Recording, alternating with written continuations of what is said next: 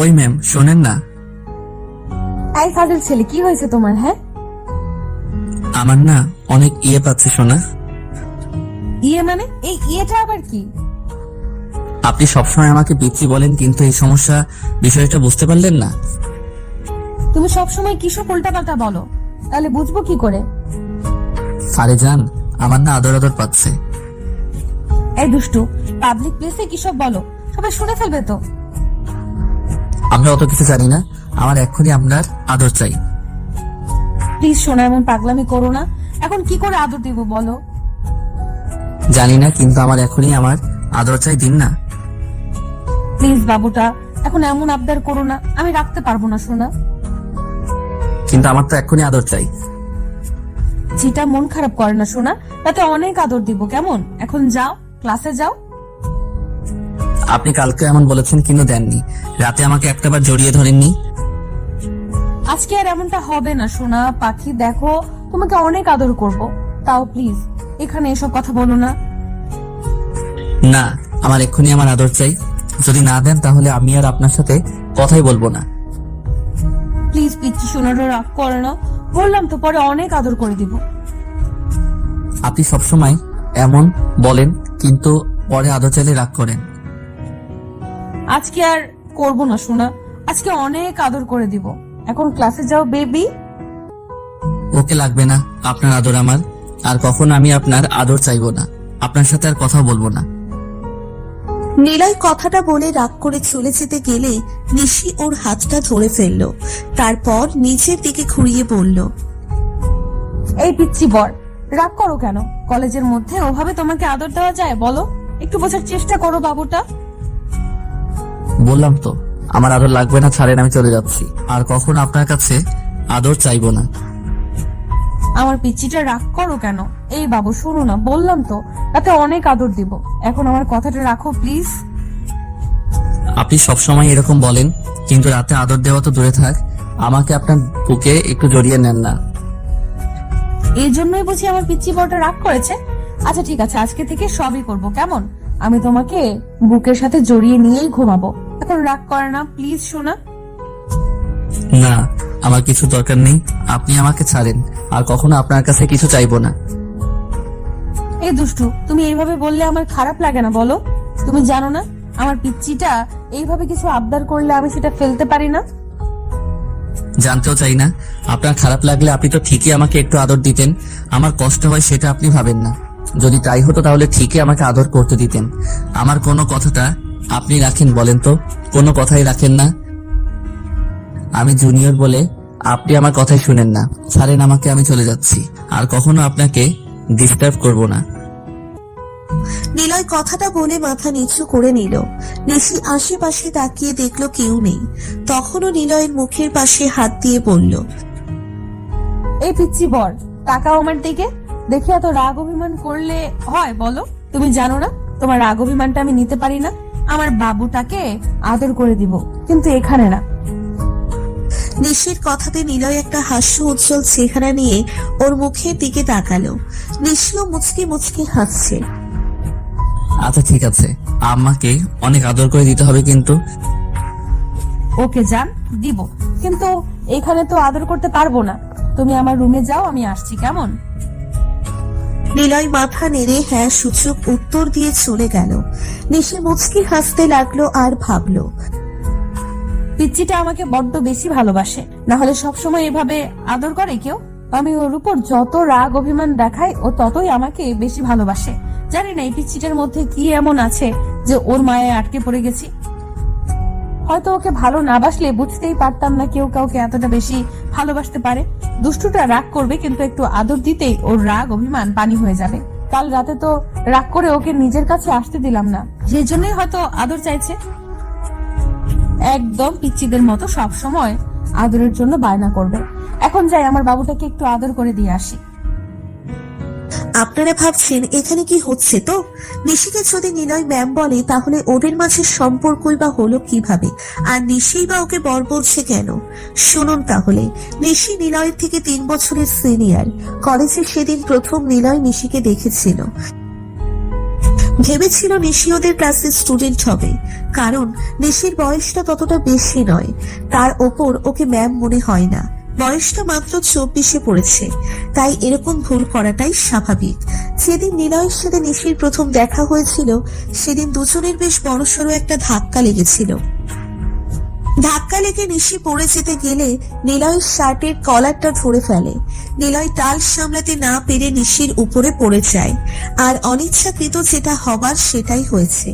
নিশির ঠোঁটের সাথে নিলয়ের ঠোঁট স্পর্শ করে, সাথে সাথে যেন দুজনের শরীরের মধ্যে কারেন্ট বয়ে যায়। নিশি এক মুহূর্তের জন্য নিজের মধ্য থেকে হারিয়ে যাচ্ছিল, কারণ এই প্রথম কোনো ছেলের ঠোঁটের স্পর্শে ওর ঠোঁট পড়ল। ও ভুলে গিয়েছিল ও কোথায় আছে, আর নিলয় হাঁ করে ওর দিকে তাকিয়েছিল। নিশিকে এতটাই সুন্দর আর এত বেশি কিউট, যার জন্য নিলয় ওর দিক থেকে চোখ ফেরাতেই পারছিল না। ওই জন্যই হয়তো কলেজের প্রায় স্টুডেন্ট নিশির প্রতি ফিদা হয়ে গিয়েছিল। নিলয় ভাবতেও পারেনি ওই মেয়েটার প্রেমে পড়ে যাবে, আর একটা সময় এই মেয়েটা ওকে প্রচন্ড পরিমাণে ভালোবেসে ফেলবে। ঈশা আর নিশির প্রেমের গল্পটা কোনো সিনেমার গল্পকেও হার মানাবে। নিলয় বুঝতে পারে ও একটা মেয়ের উপর পড়েছে, আর সবাই ওদের দিকে হা করে তাকিয়ে আছে। নিলয় তাড়াহুড়ো করে উঠে নিশির দিকে হাত বাড়িয়ে বলতে শুরু করে, সরি, আমি বুঝতে পারিনি, প্লিজ আপনি কিছু মনে করবেন না। নিলয়ের কথায় নিশির ঘোর কাটে। ও খেয়াল করে নিলয় ওর দিকে হাত বাড়িয়ে দিয়েছে। নিশিও ওর হাতটা ধরে উঠে আসে, আর একটা লজ্জা মাখা কণ্ঠে বলে, ইটস ওকে, সমস্যা নেই, আমি একটু তাড়ায় ছিলাম এই জন্য, কিন্তু তুমি একটু দেখে শুনে চলতে পারো না? চলছিলাম তো, কিন্তু আপনি হঠাৎ করে সামনে চলে আসলেন, তারপর অনিচ্ছাকৃত ধাক্কাটা লেগে গেল, তার জন্য তো বললাম সরি। প্লিজ রাগ করবেন না, আর সবার সামনে কিন্তু থাপ্পড় টাপ্পড় মারবেন না, তাহলে কিন্তু প্রেস্টিজের একদম পাংচার হয়ে যাবে। আরে না না, আমি অতটা রাগী নই যে তোমাকে সামান্য একটা বিষয়ের জন্য থাপ্পড় মারবো। আসলে তুমি কোন ইয়ারের স্টুডেন্ট? এই তো অনার্স সেকেন্ড ইয়ারের। আর আপনি? নিলয়ের কথাতে নিশি একটু হেসেছিল, যে হাসির মানেটা ও তখন বুঝতে পারেনি, তাই বারবার জিজ্ঞেস করছিল নিশি কোন ইয়ারের স্টুডেন্ট। তখন নিশি বলেছিল, একটু পরেই জানতে পারবে, এখন যাও, ক্লাসে যাও। সেদিন ক্লাস শুরু হলে প্রিন্সিপাল নিলয়দের ক্লাসে ঢুকে আর সাথে একটা মেয়েকে নিয়ে আসে। সবাই প্রিন্সিপালকে দেখে উঠে দাঁড়াতেই নিলয় মেয়েটার দিকে খেয়াল করে, দেখে মেয়েটা আর কেউ নয়, একটু আগে যার সাথে ওর ধাক্কা লেগেছিল সেই মেয়েটা। নিলয় একটু অবাক হয়ে ভেবেছিল মেয়েটা হয়তো ওদের ক্লাসের নতুন স্টুডেন্ট, তাই প্রিন্সিপাল সবার সাথে ওর পরিচয় করিয়ে দিতে নিয়ে আসছে। কিন্তু তারপর প্রিন্সিপাল বলতে লাগলো মেয়েটা নাকি ওদের নতুন ইংলিশের ম্যাম। কথাটা শোনার সাথে সাথে নিলয় যেন আকাশ থেকে পড়েছিল, আর এক নিমেষের মধ্যেই ওর ভেতরে যত ভাবনা চিন্তা আর মাথায় যত কথা ঘুরপাক খাচ্ছিল সবটা পাশ কাটিয়ে বেরিয়ে গেছিল। ও নিজে নিজেই বলেছিল, যা শালা, ভেবেছিলাম আমাদের ক্লাসমেট হবে, কিন্তু উনি যে ম্যাম সেটা তো বুঝতেই পারিনি। কিন্তু ওনাকে দেখে তো ম্যামের মতো মনে হয়নি, বয়স তেমন বেশি নয়, দেখতে যে লেভেলের মারাত্মক সুন্দরী, তাতে ভেবেছিলাম সেম ইয়ারের হলে ওনার সাথে প্রেম করা যাবে। কিন্তু এখন দেখছি যতটা দূরে থাকতে পারবো ততটাই ভালো। উপরওয়ালা ভালোই জানে ওনার বিহেভিয়ার কেমন, রাগী নাকি শান্ত সৃষ্ট। নিশিও ক্লাসে এসে খেয়াল করে কলেজে আসার পর যে ছেলেটার সাথে এমন একটা পরিস্থিতির মুখে পড়েছিল সেই ছেলেটা কেমন ড্যাপড্যাপ করে ওর দিকে তাকিয়ে আছে। তো প্রিন্সিপাল ম্যামকে সবার সাথে পরিচয় করিয়ে দিয়ে গেল। তারপর নিশির সবার পরিচয় নিতে শুরু করলো। তারপর নিলয়ের পালা আসলে ও পরিচয় দিলে ম্যামও কিছুক্ষণ ওর দিকে তাকিয়ে রইল। নিলয় সেদিন ভেবেছিল নিশির থেকে দূরে সরে থাকতে পারবে, কিন্তু ওর ধারণাটা ভুল ছিল, কারণ যতবার নিলয়ের নিশি ম্যামের সাথে দেখা হচ্ছিল ততবারই ওরা এক প্রকার রোমান্টিক পরিস্থিতির মধ্যে পড়ছিল। হয়তো কখন নিলয়ের সাথে নিশির ধাক্কা লাগছিল, নয়তো কখনো নিলয় নিশিকে বাজে পরিস্থিতির থেকে বাঁচাচ্ছিল। তো একদিন কয়েকটা বাজে ছেলে নিশিকে কলেজে আসার পথে পিছু করে। নিশি সেদিন অনেকটা ভয় পেয়েছিল। তারপর আরো কিছুটা আসতেই নিশি দেখতে পায় নিলয় ওর ফ্রেন্ডের সাথে আসছে। তখন নিশি দৌড়ে গিয়ে নিলয়কে জড়িয়ে ধরেছিল, আর তাতেই নিলয় নিশির থেকে দূরে থাকতে পারছিল না, উল্টে ওর মায়ায় পড়ে যাচ্ছিল। নিশি সেদিন আবার দ্বিতীয়বারের মতো লজ্জায় পড়ে গেছিল, যখন ভয় পেয়ে নিলয়কে জড়িয়ে ধরেছিল। নিলয় বিষয়টাকে স্বাভাবিকভাবেই নিয়েছিল, কিন্তু ও নিশিকে মন থেকে সরাতেই পারছিল না। ওই ঘটনার পর থেকে নিশি শুধু নিলয়ের চিন্তা ভাবনা জুড়ে বিচরণ করছিল। ওর মাথায় ঘুরপাক খাচ্ছিল। নিলয় জানে এই সম্পর্কটা হওয়া সম্ভব না, তারপরও মনকে মানাতে পারছিল না। ও শত চেষ্টা করেও নিশির থেকে দূরে সরে থাকতে পারছিল না। 6টা মাসের মধ্যে নিলয় নিশিকে এতটাই বেশি ভালোবেসে ফেলে, যার জন্য ওকে আর না বলে থাকতে পারছিল না, আবার ভয়ে বলতেও পারছিল না। নিলয় কোনো উপায় না পেয়ে নিশিকে বোঝানোর চেষ্টা করে, আর নিশি ততই ওর থেকে দূরে থাকার চেষ্টা করে। তারপর এক পর্যায়ে দুজনের মাঝে ফ্রেন্ডশিপও হয়ে যায়। তারপরও নিশি নিলয়ের থেকে দূরে থাকার চেষ্টা করত। ও জানতো নিলয় একটা ছেলে, তাই ওর প্রতি দুর্বল হতেই পারে। একটা বছর যেতেই নিশিকে প্রপোজ করে দেয়। নিলয় যেদিন প্রথম আমাকে প্রপোজ করে সেদিন অনেক বেশি অবাক হয়েছিলাম। ভাবতে পারছিলাম না এই পিচ্চি ছেলেটা কিনা আমাকে ভালোবাসে। এরকম কিছু শোনার পর আমি স্তব্ধ হয়ে গিয়েছিলাম। নিলয় বারবার আমার থেকে উত্তরটা জানতে চাইছিল, আমি কিছু বলতে পারছিলাম না। ম্যাম, আমি সত্যি আপনাকে অনেক বেশি ভালোবেসে ফেলছি। আমি চেয়েছিলাম আপনার থেকে দূরে সরে থাকতে, কিন্তু বারবার আপনি আমার কাছে আসতেন, আর অপ্রীতিকর পরিস্থিতির মধ্য দিয়ে হলেও আমাদের দুজন স্পর্শে আসতাম, যেগুলো ভোলার মতো নয়। তারপরও আমি আপনাকে ভুলে থাকার চেষ্টা করতাম, কিন্তু ভুলতে পারিনি, তাই একটা সময় আপনাকে ভালোবাসতে বাধ্য হয়েছি। আর এখন এত বেশি ভালোবাসি যে আপনাকে ছেড়ে দূরে থাকাটা আমার পক্ষে সম্ভব হচ্ছে না। প্লিজ ম্যাম, আপনি আমাকে ফিরিয়ে দিয়েন না। আপনি যা বলবেন আমি তাই করতে রাজি, কিন্তু তারপরও শুধু আমি আপনাকে চাই। নিলয়, তুমি যেটা চাও সেটা কখনোই সম্ভব না, কারণ আমি তোমার ম্যাম আর তুমি আমার স্টুডেন্ট, তাই আমাদের মাঝে এরকম কোনো সম্পর্ক হতে পারে না। তুমি আর এইসব কথা কখনো বলবে না। তুমি যদি এইসব কথা বলো তাহলে আমি প্রিন্সিপালকে সবটা জানাতে বাধ্য হব।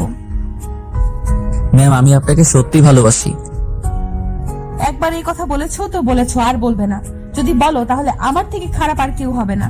তুমি আর কখনো আমার সাথে কথা বলতে আসবে না।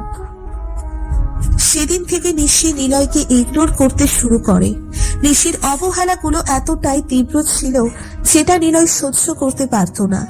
তারপরও আরো 6টা মাস ওকে মনের কথাগুলো আর ভালোবাসাটা বোঝানোর চেষ্টা করে, কিন্তু শেষ যেদিন নিশি নিলয়ের সাথে অনেক বেশি মিসবিহেভ করে ফেলে, সেদিনও অনেক বেশি কষ্ট পায়। নিশি সেদিন নিলয়ের গায়ে পর্যন্ত হাত তোলে। নিশির থেকে সেদিন নিলয় জীবনের সবচেয়ে বেশি কষ্ট পেয়েছিল, তাই ভেবেছিল ওর থেকে দূরে সরে যাওয়ার চেষ্টা করবে, কিন্তু পারছিল না। উপায় না পেয়ে নিলয় সেদিন শহর ছেড়ে চলে গেছিল, আর একটা মাস ওর কোনো খোঁজ খবরও ছিল না। অন্যদিকে নিশিও আস্তে আস্তে নিলয়ের দুষ্টু মিষ্টি খুনসুটিগুলো মিস করছিল। তারপর ওকে নিয়ে ভাবতে ভাবতে একটা সময় এত বেশি ভালোবেসে ফেলেছিল যে নিশির পক্ষেও তখন আর নিলয়কে ছাড়া থাকা সম্ভব ছিল না। নিশি যখন বুঝতে পেরেছিল ও নিলয়কে ভালোবাসে, সেদিন থেকেই ওর সাথে দেখা করার জন্য ব্যাকুল হয়ে ওঠে। কিন্তু নিলয় শহরে ছিল না, তাই নিশি ওর বাসায় গিয়ে কথা বলে। নিশি সরাসরি নিলয়ের আব্বু আম্মুকে সবটা জানালে ওরা অবাক চোখে নিশির দিকে তাকিয়েছিল। তখন নিশি কান্না করে করে বলেছিল ও নিলয়কে ভালোবাসে, ওকে বিয়ে করতে চায়, ওকে না পেলে বাঁচতে পারবে না। নিলয়ের আব্বু আম্মু ওকে যে শর্ত দিবে ও সেটাই মেনে নিবে। তারপরও ও শুধু নিলয়কেই চায়। নিলয়ের আব্বু আম্মু নিশিকে অনেক বেশি পছন্দ হয়ে যায়, তাই ওরা সেই দিনই নিশির সাথে ওদের বাসায় গিয়ে বিয়ের কথা বলে। কিন্তু নিশির আব্বু আম্মু প্রথমে রাজি হচ্ছিল না। নিশি অনেক কান্নাকাটি করলে ওর আব্বু আম্মু উপায় না পেয়ে রাজি হয়ে যায়। পরদিনই নিলয়কে বাসায় আসতে বললে নিলয়ও বাসায় আসে। তারপর আব্বু আম্মু জোরপূর্বক সেদিন ওকে নিশির সাথে বিয়েটা দিয়ে দেয়। আব্বু আম্মুর কথাটা নিলয় ফেলতে পারেনি, তাই বিয়েটা করে নিয়েছিল। তারপর বাসর ঘরে যখন নিশিকে দেখে তখন অনেক বেশি অবাক হয়ে যায়। নিলয় ভাবতেও পারেনি যাকে এত বেশি ভালোবাসতো তাকে এত সহজে পেয়ে যাবে। নিশি আমার সাথে এমন একটা অভিনয় করেছিল বলে ওর ওপর প্রচন্ড পরিমাণে রাগ হচ্ছিল, কিন্তু পাগলিটার কান্নাতে ওর উপর আর রাগ করে থাকতে পারিনি। বিয়ের পর থেকে নিশি নিলয়ের বাসাতেই থাকে। কেউ জানে না ওরা দুজন স্বামী স্ত্রী। আর নিশিও নিলয়কে বলে দিয়েছে ওর পড়ালেখাটা শেষ না হওয়া পর্যন্ত ওরা কোনো বেবি নিবে না। তাই নিশিও নিলয়কে তেমন ভাবে ওর কাছে আসতে দেয় না। তারপরেও ওকে প্রচন্ড ভালোবাসে। আর নিলয়ও বাচ্চাদের মতো সব সময় ওর কাছে এভাবে আবদার করে, যেটা নিশি ফেলতে পারে না। নিশি নিজের রুমে চলে আসে, দেখে নিলয় জানালা দিয়ে বাহিরের দিকে তাকিয়ে আছে। নিশি রুমে ঢুকে দরজাটা আটকে দিয়ে গিয়ে ওকে পেছন থেকে জড়িয়ে ধরে। নিলয় ওকে ছাড়িয়ে নিয়ে নিশির দিকে ঘুরে ওর কোমর জড়িয়ে ধরলে নিশি ওর মুখের দুই পাশে হাত দিয়ে বলতে লাগলো, এই পিচ্ছি, তুমি কিন্তু দিন দিন অনেক দুষ্টু হয়ে যাচ্ছ। তুমি জানো না তুমি এইভাবে কিছু আবদার করলে আমি সেটা ফেলতে পারি না? জানি তো, ওই জন্যই আমার সিনিয়র বউটার কাছে এভাবে আবদার করি। আচ্ছা তাহলে আদর করে দিলেই তো হতো, এত বারণ করছিলেন কেন? তুমিও না দিন দিন একদম বেপরোয়া হয়ে যাচ্ছ। যেখানে সেখানে আদর চাও। কলেজের মধ্যে আদর করা যায় নাকি? দুষ্টু। আমি অত কিছু বুঝি না। আমার যখন আদর পেতে ইচ্ছে করবে আমি তখনই আপনার কাছে আবদার করব। তাই? আচ্ছা দাঁড়াও, আদর করে দিচ্ছি। নিশি নিলয়ের দিকে ঠোঁট এগোতে গেলে নিলয় আর দেরি না করে 4 ঠোঁট এক করে দিল। দুজন দুজনের ঠোঁটের স্বাদ নিতে লাগলো। ভালো থাকুক ভালোবাসাগুলো। ও হ্যাঁ, আপনারা কি করছেন? সাবস্ক্রাইব করুন, লাইকটা দিতে ভুলবেন না যেন। এত কষ্ট করে ভিডিও বানাই আর আপনারা সাবস্ক্রাইব করেন না। আর হ্যাঁ, যারা পেজ থেকে ভিডিও দেখেন ফলো করতে ভুলবেন না।